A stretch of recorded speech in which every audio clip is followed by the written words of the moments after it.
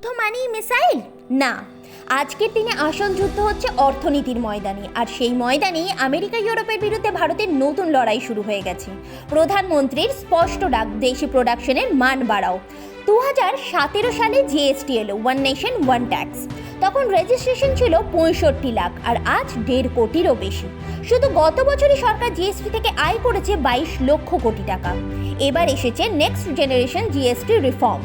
12% slab বাদ, health ইন্স্যুরেন্সে শূন্য tax, fridge গাড়ির মতন জিনিসের জিএসটি 28% থেকে 18%। আর এর বাস্তব প্রভাব, সোমবার থেকেই গাড়ির বাজারে ঝড়। মারুতি সুজুকি শুধু প্রথম দিনেই বিক্রি করেছে প্রায় 30,000 গাড়ি, হুন্ডাই 11,000, যা গত 5 বছরের রেকর্ড ভেঙেছে। টাটা মোটরস 10,000 এবং পেয়েছে 25,000-এরও বেশি নতুন ইনকোয়ারি। অর্থাৎ ভারতের স্ট্র্যাটেজি পরিষ্কার, দেশি পণ্য সস্তা, মানসম্মত আর এক্সপোর্টে প্রতিযোগিতামূলক। এখন দায়িত্ব আমাদের বিদেশি ব্র্যান্ডের পরিবর্তে দেশীয় ব্র্যান্ড বেছে নেওয়া, কারণ আমাদের একটা ছোট্ট পদক্ষেপই পারে ভারতকে অর্থনৈতিক যুদ্ধের প্রকৃত বিজেতায় পরিণত করতে। কি তাই তো?